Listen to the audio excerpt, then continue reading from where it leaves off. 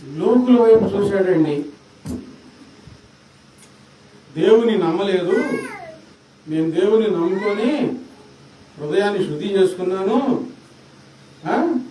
వాళ్ళేమో దేవుని నమ్మని వాళ్ళు, వాళ్ళ పిల్లలు ఆరోగ్యంగా ఉన్నారు,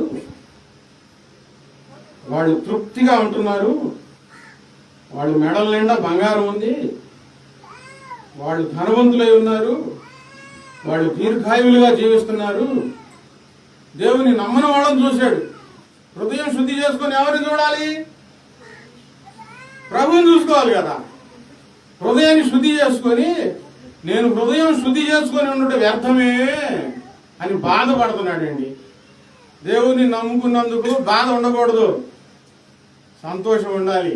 జీవితం పవిత్రపరచబడినందుకు బాధ ఉండకూడదు, ఆనందంగా ఉండాలి.